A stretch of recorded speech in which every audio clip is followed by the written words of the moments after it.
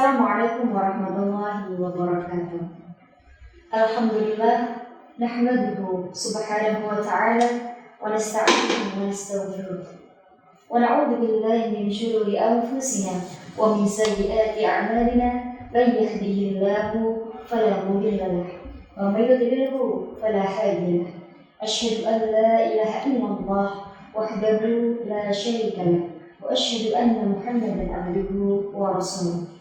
Subhanaka la ahsi sana 'alaika anta kama asnaita 'ala nafsik wa lakal hamdu wa lakal syukru 'ala dzalik.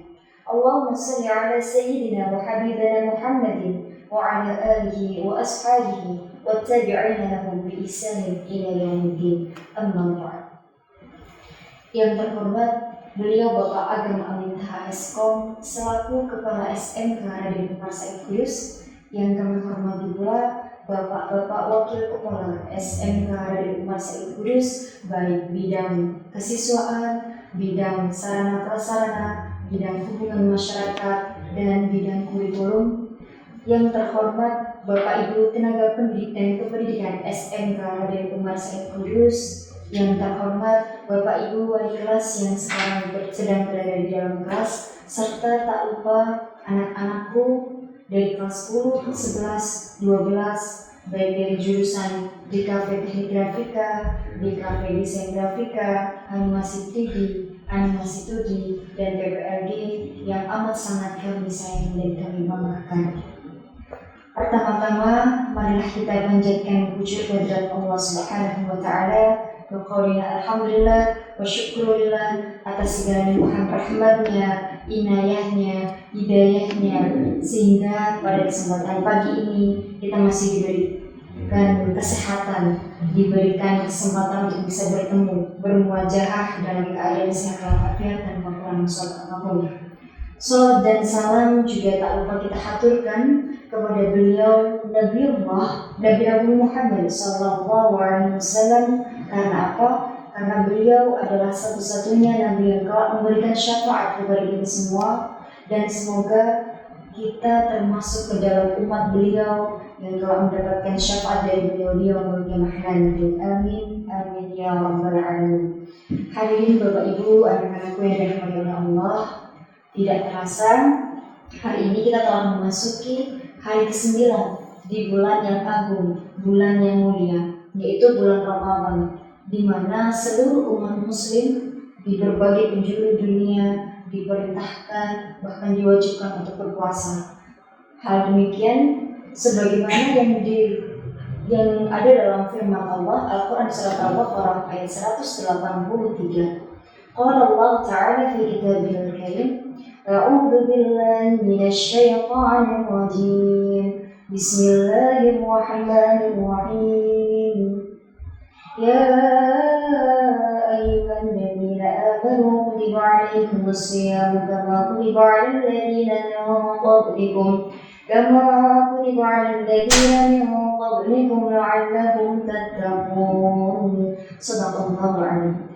Nah, dalam ayat tersebut terdapat lafaz kata kutiba. Kutiba dalam bahasa Indonesia diartikan sebagai makna diwajibkan.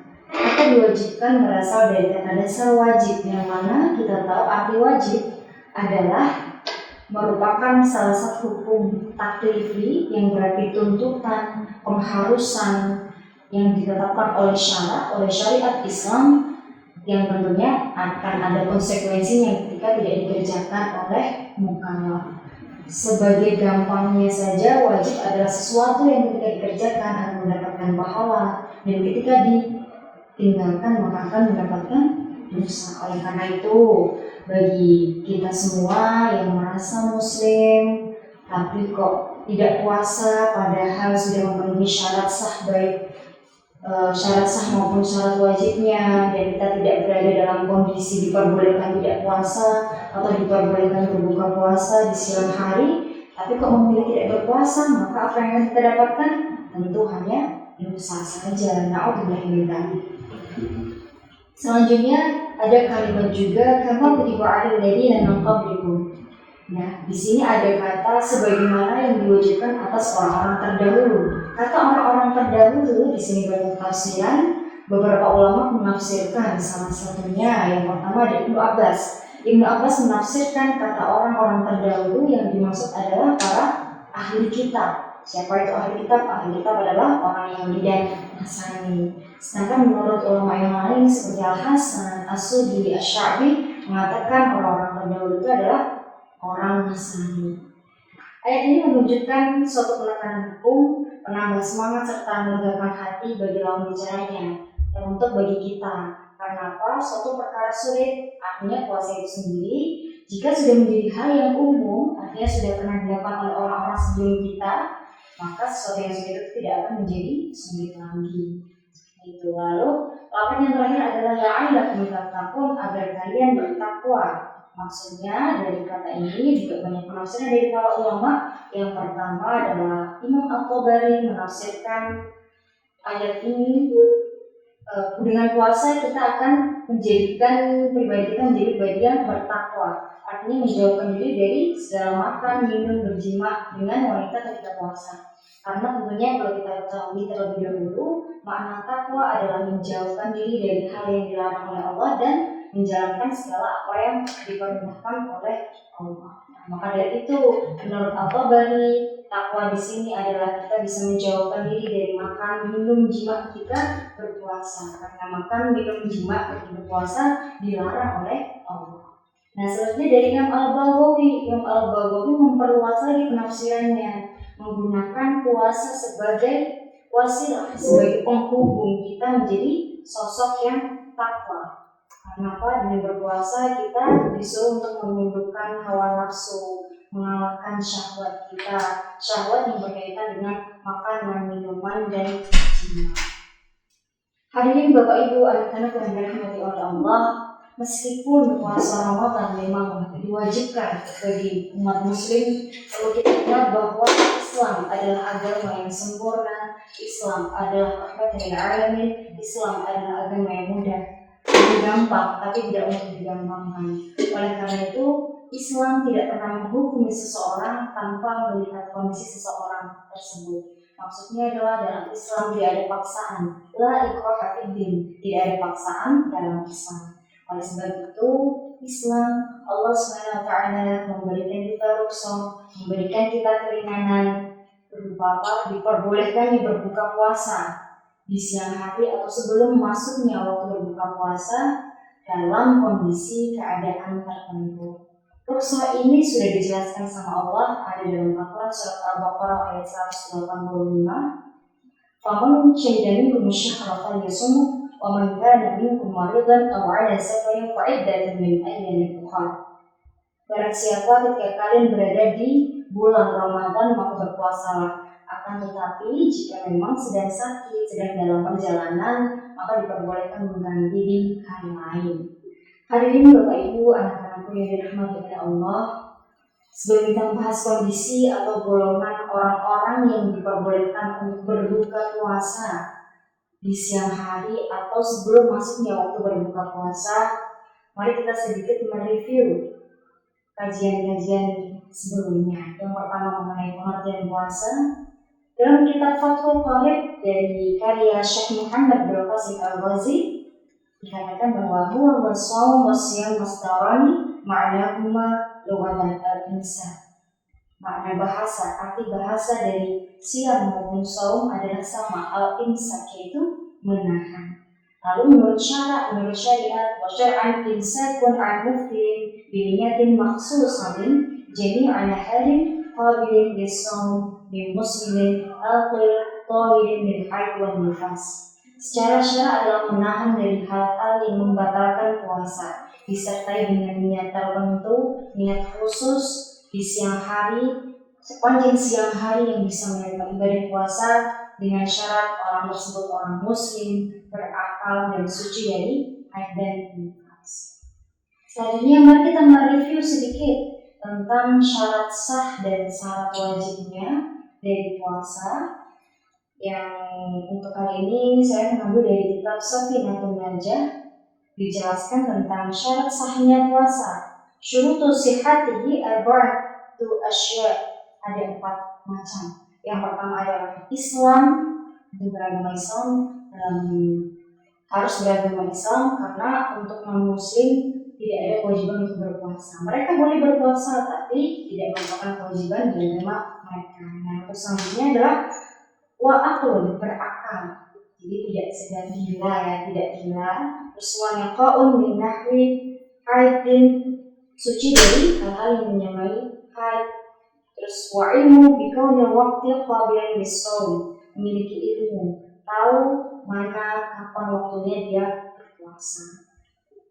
Yang tersebut itu adalah syarat-syarat sah puasa. Selanjutnya adalah syarat wajib puasa yang ada dalam kitab yang sama, kitab Safinatul Najah, dijelaskan mengenai syarat wajib puasa. Yang pertama adalah Islam, yang kedua adalah taklif atau orang beban, atau orangnya itu adalah mukallaf, orang yang terbebani, orang yang sudah mendapatkan tuntutan dari syariat atau syariat Islam. Terus yang selanjutnya adalah mampu melakukannya. Jadi ketika ada seseorang yang tidak mampu, artinya mungkin sudah tua renta atau mungkin dalam keadaan sakit yang sangat amat parah dan tidak ada harapan untuk sembuh, maka dia tidak diwajibkan untuk berpuasa. Terus selanjutnya adalah sehat, seperti yang saya bilang tadi, untuk orang sakit diperbolehkan untuk tidak berpuasa. Lalu yang kelima adalah tinggal, tidak sedang bepergian atau tidak sedang dalam safar, dalam perjalanan. Hadirin Bapak Ibu rahimahumullah, langsung saja kita masuk kepada tema utama kita pagi hari ini, yaitu mengenai hal-hal yang menyebabkan diperbolehkannya seseorang untuk berbuka puasa di siang hari ataupun di waktu-waktu sebelum masuknya waktu berbuka puasa. Dalam keadaan tertentu syariat membolehkan seseorang untuk membatalkan, bahkan tidak berpuasa sekalipun. Hal ini merupakan sebuah rukhsah, sebuah keringanan yang diberikan Allah kepada kita umat Rasulullah Muhammad SAW. Bila salah satu kondisi tersebut terjadi pada kita, maka diperbolehkan seseorang itu meninggalkan atau membatalkan kewajiban puasanya. Nah, langsung saja yang pertama di sini ada dalam kitab Takrib karya dari Abu Syuja, yang namanya safar, perjalanan, sedang dalam perjalanan, disebutkan bahwa wal maridu wal musafiru safaran tawilan yuftirani wa yaqudiyan. Orang sakit dan musafir yang melakukan perjalanan jauh, mereka boleh tidak puasa, tetapi tetap tidak boleh lupa untuk mengqadanya di hari yang lain. Seseorang sedang dalam perjalanan diperbolehkan untuk tidak berpuasa atau membatalkan puasa di tengah-tengah hari. Keringanan ini didasari oleh firman Allah dalam Al-Quran surat Al-Baqarah juga, wa man kana maridan aw 'ala safarin fa'iddatun min ayyamin ukhra. Barang siapa sedang berada dalam safar, perjalanan, dan sakit, maka dia diperbolehkan untuk membayar atau mengganti puasanya min ayyamin ukhra, di hari yang lain. Lalu apakah semua orang sedang dalam perjalanan, sedang pergi, diperbolehkan untuk membatalkan puasanya? Tentu tidak. Ada beberapa ketentuan yang harus diperhatikan di sini, anak-anak. Yang pertama adalah mengenai batasan jarak. Batasan jarak safar yang diperbolehkannya kita buat membatalkan puasa. Batasan safar di sini dijelaskan sebagaimana jarak diperbolehkannya kita seseorang mengqashar sholat, menjamak dan mengqashar sholat, yaitu sekitar 47 mil atau kira-kira 80 kilometer lebih. Sebagian ulama mensyaratkan bahwa perjalanan itu telah dimulai sebelum subuh, sebelum mulai berpuasa. Jadi misalkan melakukan perjalanan mulai selepas maghrib hingga keesokan harinya, bolehlah dia tidak berpuasa pada esok harinya. Lalu selanjutnya adalah kondisi perjalanan yang menyusahkan atau menyulitkan. Misalnya walaupun berbuka diperbolehkan, tetapi harus tetap dilihat kondisi kalian ketika dalam perjalanan. Apakah perjalanan kalian itu mensulitan atau tidak? Misalnya sudah mencapai 80 km lebih, tapi dalam perjalanannya menggunakan transportasi pesawat yang sangat nyaman, yang bahkan puasa pun kita tidak terasa karena bisa dibuat tidur. Nah, jadi di sini tidak harus membatalkan puasa. Begitu ya. Nah, itu berarti tidak ada kesulitan dalam perjalanan. Selanjutnya, hal ini sebagaimana yang pernah dilakukan oleh Rasulullah SAW. Saat itu Rasulullah SAW berpuasa dalam keadaan safar. Sebagaimana kata Abu Darda radhiyallahu anhu, Rasulullah keluar bersama di bulan Ramadan dalam keadaan yang sangat amat panas, sampai-sampai salah seorang di antara rombongan itu meletakkan tangannya di atas kepala saking panasnya. Terus ada yang bilang tidak ada yang berpuasa di antara kami kecuali hanya Rasulullah.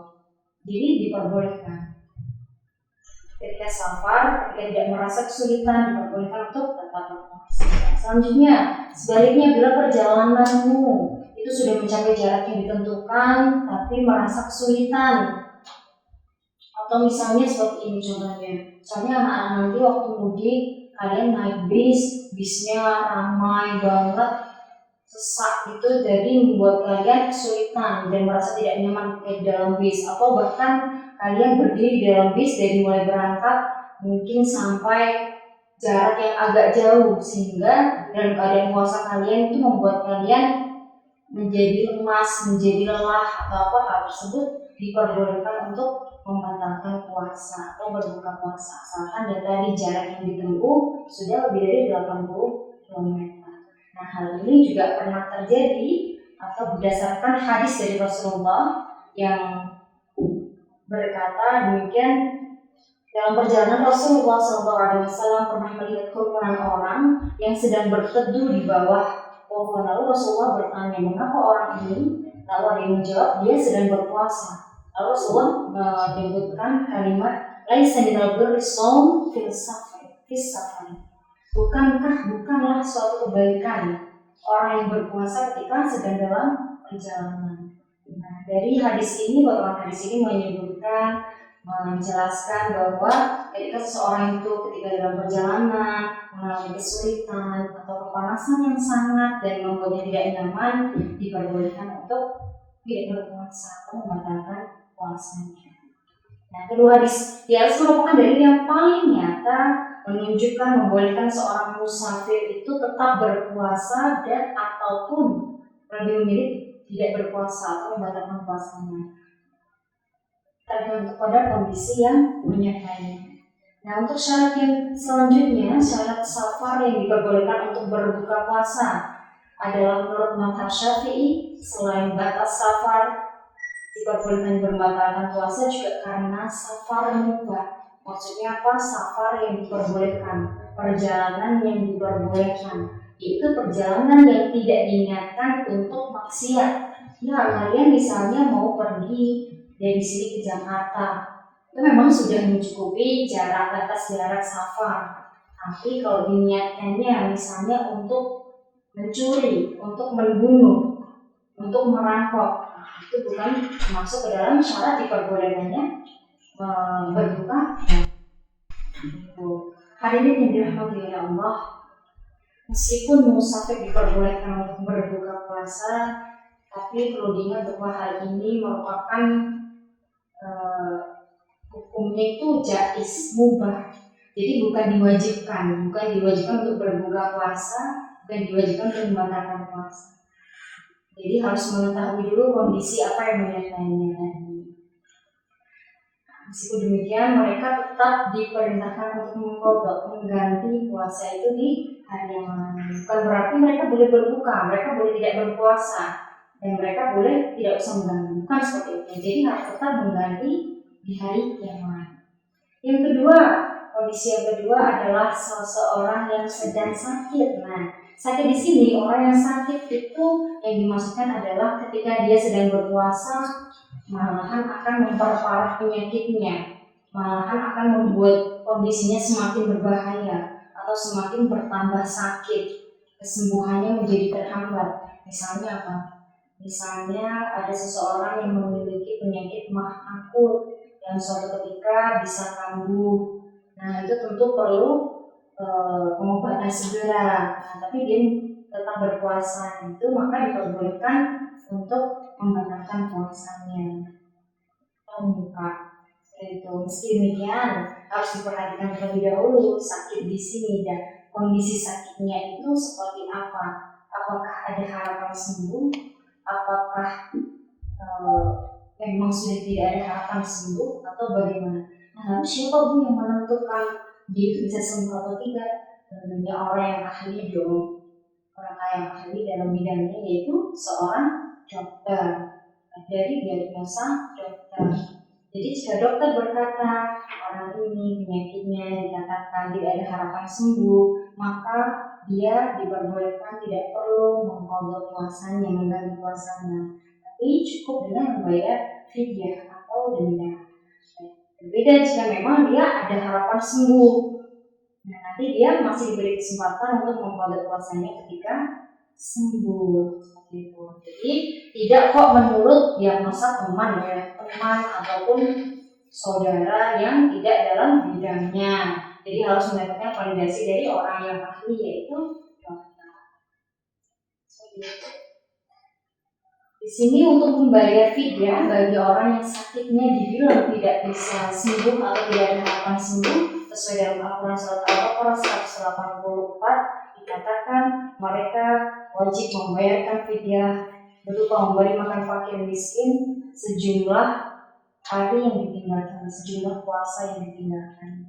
Sebagaimana faman kana minkum maridan aw ala safarin fa iddatun min ayyamin ukhra. Wa 'alal ladzina yutiqunahu fidyatun ta'amun miskin. Yang selanjutnya adalah wanita hamil dan menyusui. Dalam masih sama dalam kitab takrib dikatakan wal hamilu wal murdi'u idza khafata ala anfusihima aftarata wa 'alaihima qada'u wa in khafata ala auladihima aftarata wa 'alaihima qada'u wal kafaratu 'an kulli yawmin muddun.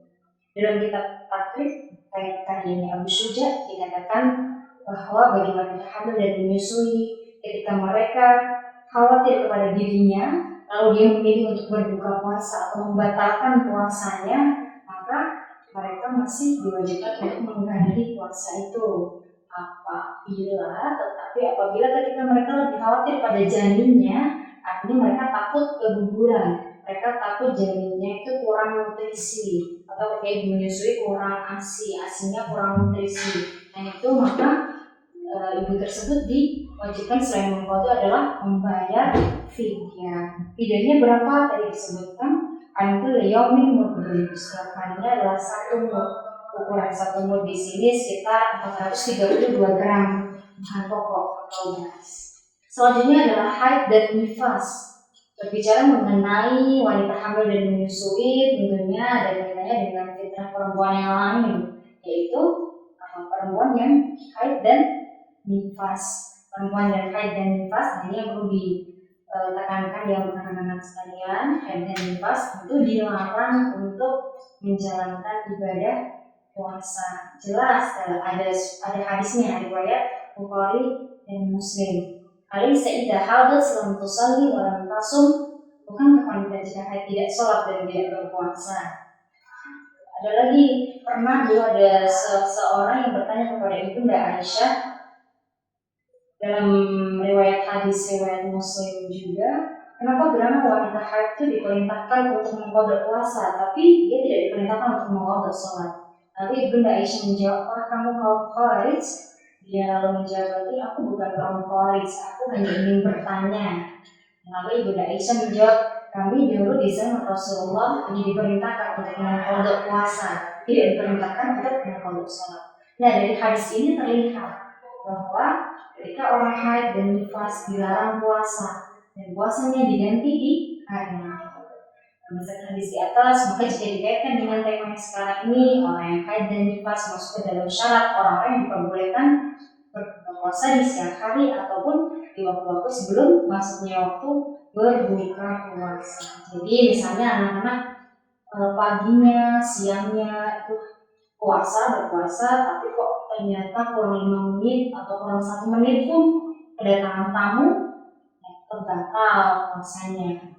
Memang hal itu sangat menyedihkan. Bahkan kalian pernah ada yang bilang sama Alhamdulillah, itu namanya sakit tak berdarah dulu. Oke, nggak apa-apa. Itu memang susah, memang menyakitkan, tapi kita berusaha untuk bersabar menerima. Kenapa? Kita tetap mendapatkan pahala. Pahala apa itu, Bu?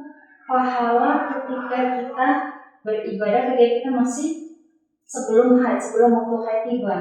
Pahala kita ketika beribadah masih dapat kita dapatkan. Hal ini sudah sangat jelas termaktub dalam suatu hadis sahih yang mengatakan bahwa pahala ibadah ketika bulan Ramadan berbeda dengan pahala ibadah di hari-hari yang lain, yaitu ketika bulan Ramadan setiap kebaikan akan dilipat gandakan menjadi 70 kali lipat.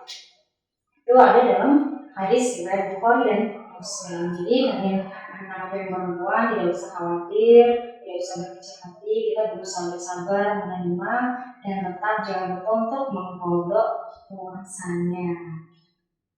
Meskipun hari itu kurang 1 menit, kurang 5 menit berbuka puasa, tapi hari itu tetap dihitung harus dikodok puasanya.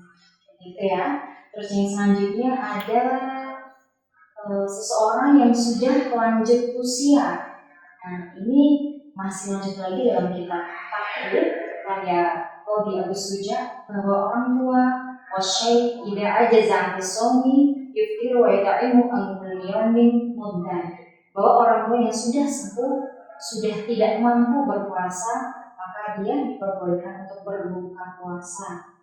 Dan tetapi karena orang tua itu sudah tidak ada harapan untuk kedepannya, maka beliau tidak mendapatkan kewajiban untuk mengqadha puasa. Cukup dengan wa yut'imu an kulli yawmin muddan, memberi makan orang miskin tiap hari 1 mud, atau cukup dengan membayar fidyah berupa memberi makan orang miskin 1 mud setiap harinya, tergantung berapa hari yang ditinggalkan ketika puasa. Ketidakmampuan orang yang sudah lanjut usia, orang tua itu termasuk berarti dia sudah tidak kuat lagi untuk berpuasa, maka mereka termasuk ke dalam orang-orang yang tidak wajib berpuasa, hanya saja tetap diwajibkan membayar fidyah. Jadi itu yang perlu ditekankan. Selanjutnya, sebelum kita lanjut ke poin-poin selanjutnya, mari kita sejenak berselawat sekaligus berisi doa kita di bulan Ramadan ini. Salatullah salamullah ala toha rasulillah. Salatullah salamullah ala yasin habibillah. Mari anak-anakku bisa bersama-sama. Salatullah salamullah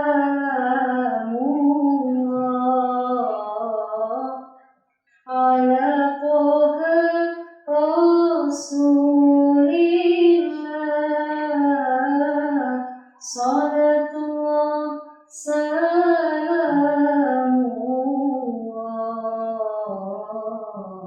ala yasin habibillah.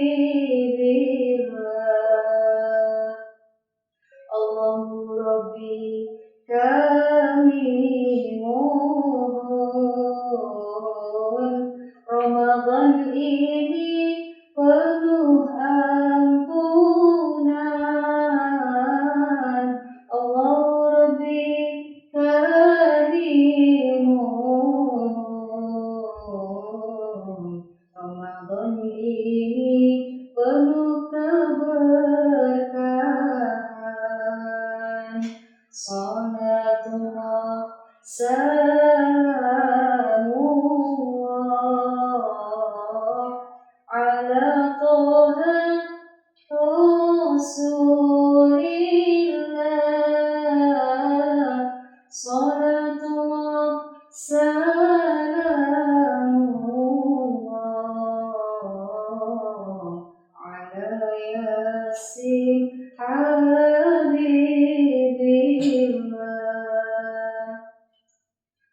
Allahu Rabbi karimun,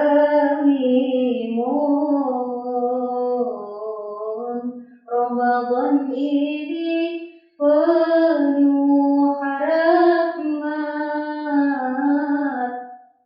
Allahu Rabbi karimun,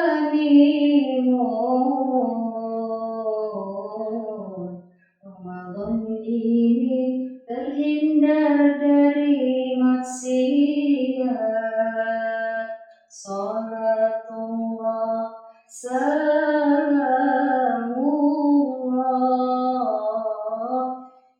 ala Toha Rasulillah.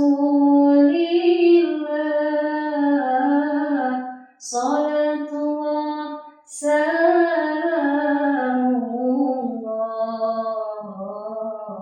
ala Yasin Habibillah. Allahu Rabbi kami mohon, Ramadan ini terhindar dari bencana. Allahu Rabbi kami mohon, Ramadan ini terhindar dari malapetaka. Salatullah salamullah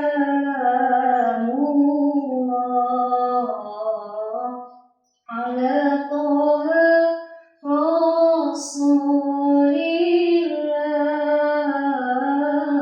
Salatullah salamullah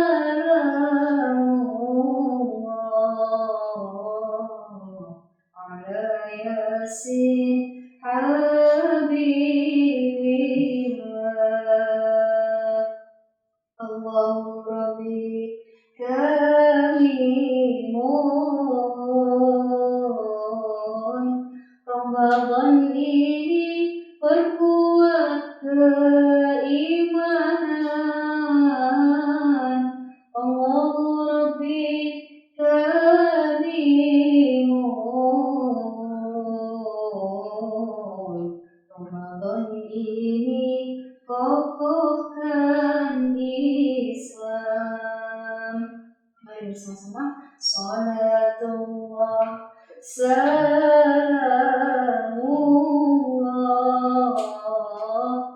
ala Toha Rasulillah. Salatullah salamullah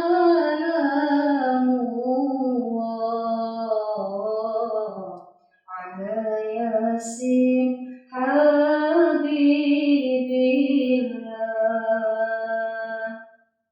Allahu Rabbi kami mohon, Ramadan ini rizki berkah melimpah. Allahu Rabbi kami mohon, wajah kami husnul khotimah. Salatullah salamullah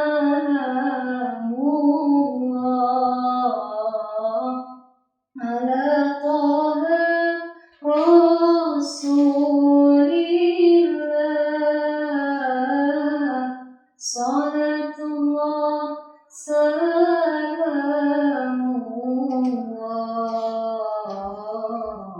ala Yasin Habibillah. Amin amin ya rabbal alamin. Nah, anak-anak, mari kita lanjutkan poin yang selanjutnya, kondisi keadaan atau orang-orang yang diperbolehkan berbuka puasa baik di siang hari, sore hari. Ini adalah sebelum masuknya waktu berbuka puasa.